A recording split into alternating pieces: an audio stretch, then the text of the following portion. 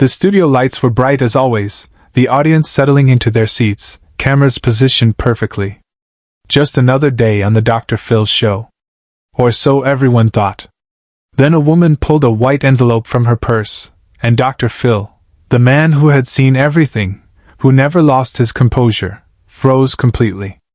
His hand stopped mid-gesture. His face went pale. Because what was inside that envelope would shatter a family's 40-year foundation in less than 60 seconds. What happened next is something no one in that studio, or watching at home, could have predicted. Rewind to 3 hours earlier. Sarah Mitchell, 42, had walked into the green room with her mother, Margaret, 68. They'd been invited to discuss family secrets that destroy relationships. A common theme for the show. The producers thought this would be a standard episode about trust issues between mother and daughter. They had no idea what Sarah was carrying in her handbag. "Mom's been lying to me my entire life," Sarah had told the pre-interview producer. "And I finally have proof." Margaret sat beside her daughter in the green room, confident, almost smug. She'd agreed to come on the show because she believed she could spin any accusation Sarah made. After all, she'd been spinning stories for 4 decades. What was one more day of denial? But Sarah had stopped playing games. She'd brought science. The show began normally. Dr. Phil walked out to thunderous applause, greeted the audience with his characteristic directness, and introduced the case.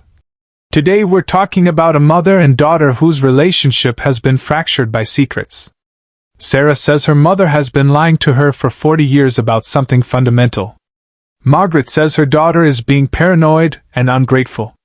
They took their seats on the iconic brown leather chairs. Dr. Phil leaned forward, his expression serious but measured. "Sarah, tell me what's going on." Sarah's voice trembled. "Dr. Phil, my entire life I was told that John Mitchell was my father. He died when I was 5. Car accident. I barely remember him. But recently I found letters in my mother's attic. Letters from a man named Robert Chen. Love letters. Dated from the year before I was born." Margaret shifted uncomfortably. "Those letters don't mean anything. Robert was just a friend." "A friend?" Sarah's voice rose. "Mom, these letters talk about your affair. About how you loved him. About how you were planning to leave Dad." The audience murmured.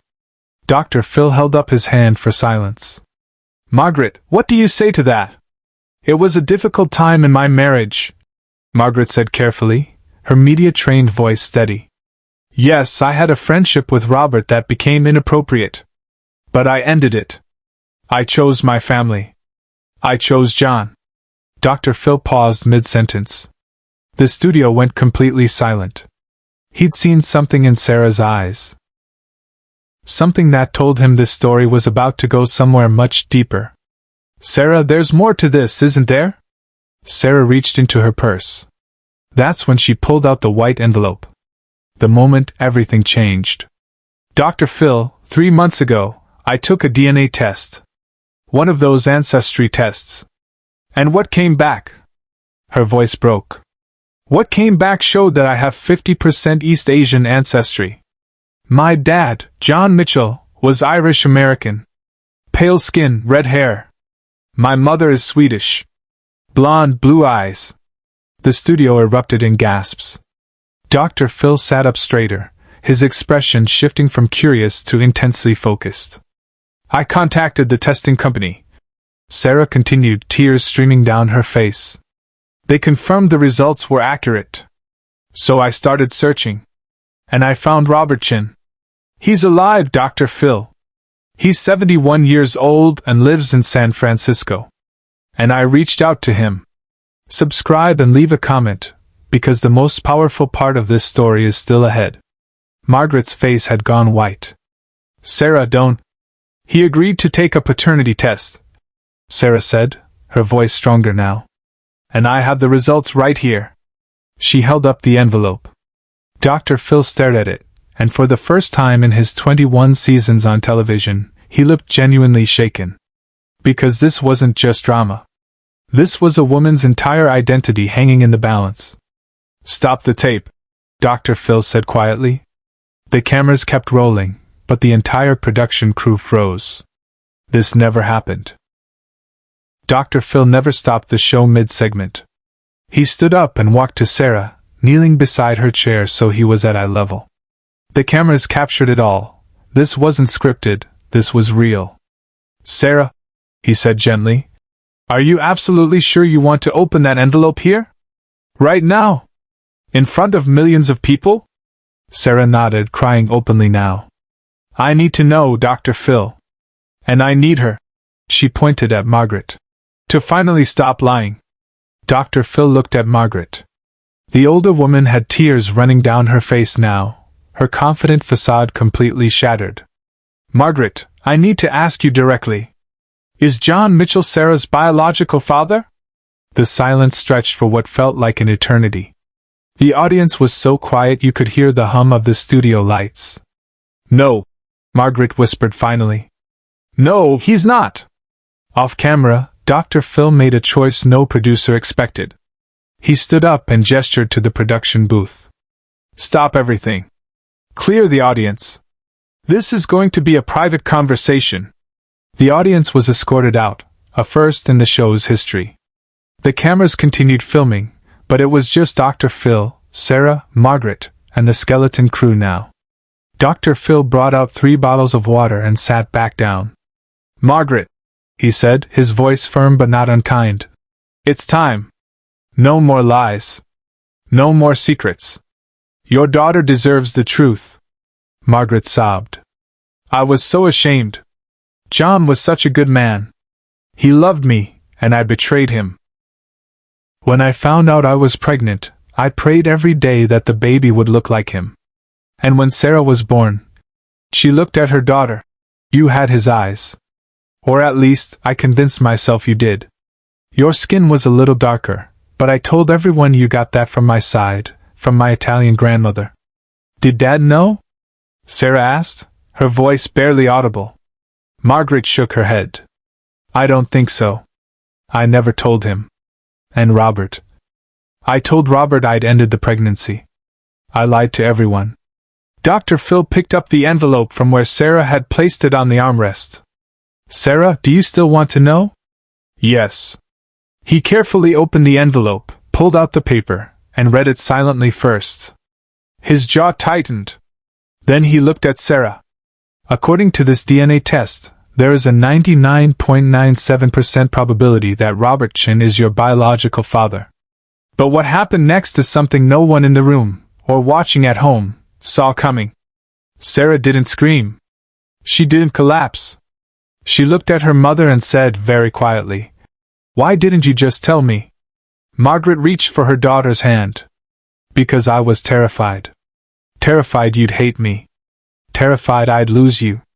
You were all I had left after John died. You didn't lose me because of the affair, Mom. Sarah said, pulling her hand away. You're losing me because you lied. For 40 years. I asked you 100 times why I looked so different from our family photos. You made me feel crazy. Dr. Phil leaned forward. Sarah, I want you to understand something. What your mother did was wrong. The lying, the gaslighting, that was wrong. But I also want you to understand that this kind of secret, it's like a cancer. It grows. And the longer you keep it, the harder it becomes to tell the truth. He turned to Margaret. And you need to understand that your shame doesn't give you the right to steal your daughter's identity. She had a right to know where she came from. She had a right to know her biological father. You took that from her. Margaret nodded, unable to speak through her tears. Then Dr. Phil did something that would define this moment forever. He reached into his jacket pocket and pulled out a business card. But it wasn't his own card. It was a card for a family therapist who specialized in adoption trauma and identity issues. Sarah, I want you to take this, he said, handing her the card. This is Dr. Jennifer Hartley. She's one of the best in the country at helping people navigate exactly what you're going through. I'm going to personally call her today and make sure she has room for you. Then he pulled out a second card and gave it to Margaret. And this is for you. A therapist who works with parents dealing with guilt and shame. Because Margaret, if you don't deal with why you lied, you're never going to be able to rebuild this relationship. He looked at both of them. Here's what I know, this family is broken right now. But broken doesn't mean destroyed. You have a choice. You can let this secret finish what it started, or you can both commit, truly commit, to honesty and healing. Sarah looked at the card in her hand, then at her mother. I want to meet him. Robert. My biological father. Margaret flinched but nodded. Okay. And I want you to be there when I do. Sarah added. Because you owe him the truth too. He thought I was never born. He spent 42 years thinking you ended the pregnancy. Dr. Phil stood up. I'm going to help facilitate that meeting if you both want. We can bring Robert here, with proper counseling support, and you can meet in a safe, structured environment. Both women nodded. The cameras stopped rolling. But the story wasn't over. 3 weeks later, the show aired a follow-up segment. Sarah had met Robert Chen. The meeting had been emotional. Robert had broken down crying when he saw Sarah for the first time, seeing his own features reflected in her face. He brought photo albums showing his family in Taiwan, giving Sarah a glimpse of a heritage she'd never known existed. Margaret had apologized to Robert, finally admitting what she'd done. He'd forgiven her, not because what she did was okay, but because holding on to anger would only poison his chance to know his daughter. Sarah and Margaret were in therapy together. The relationship was still fragile, still rebuilding. But there was honesty now. Real honesty. Dr. Phil concluded the follow-up sitting alone on his stage, speaking directly to the camera. You know, people ask me all the time, after 21 seasons, does anything still surprise you? And the truth is yes. I'm surprised by how strong people can be when they finally face the truth. Sarah could have let this destroy her. Instead, she's building a relationship with her biological father while trying to heal the relationship with her mother. That takes courage. He held up a small bracelet. Sarah had given it to him after the taping. It had belonged to her adoptive father, John Mitchell. Sarah told me that John Mitchell was a good man who loved her completely.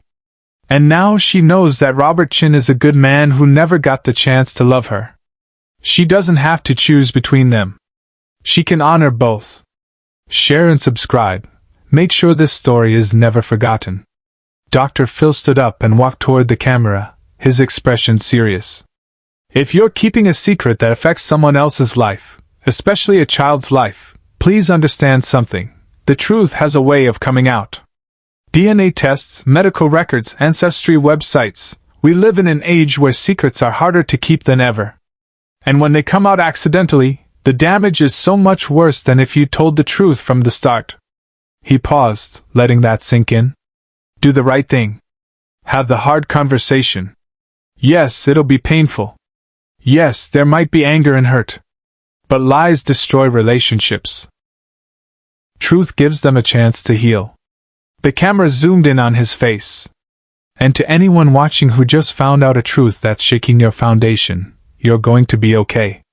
It might not feel like it right now, but you're stronger than you know. Reach out for help. Talk to a therapist. Give yourself permission to grieve what you've lost and to be angry about the lies. But don't let it define you. Your identity isn't just about your DNA. It's about who you choose to become. The episode became one of the most watched in the show's history. Mental health organizations reported a 300% increase in calls about family secrets and identity issues in the weeks following the airing. Ancestry testing companies added resources for people dealing with unexpected results. Therapists across the country reported clients coming in specifically because they'd seen Sarah's story and realized they needed help dealing with their own family secrets. And Sarah? She posted on social media 6 months later. A photo of her standing between Margaret and Robert, all three smiling cautiously but genuinely. The caption read, "Family is complicated. Truth is hard. But both are worth fighting for." Dr. Phil had framed that white envelope. It sat in his office, a reminder that sometimes the most powerful moments on television aren't the ones you plan. They're the ones where you throw out the script and just show up as a human being for someone who's hurting. Because that's what Dr. Phil had done that day. He'd stopped being a TV host and become exactly what Sarah needed, someone who looked at her pain, acknowledged its weight, and said, "I see you. I believe you. And I'm going to help you carry this." That's the kind of moment that changes lives. Not just Sarah's, but everyone watching who realize they don't have to carry their secrets alone.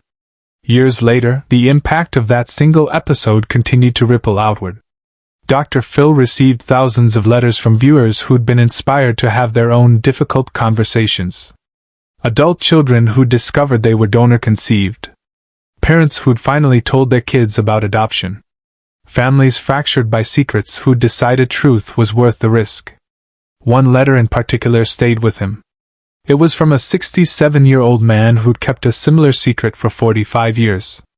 After watching Sarah's story, he'd finally told his son the truth about his biological father.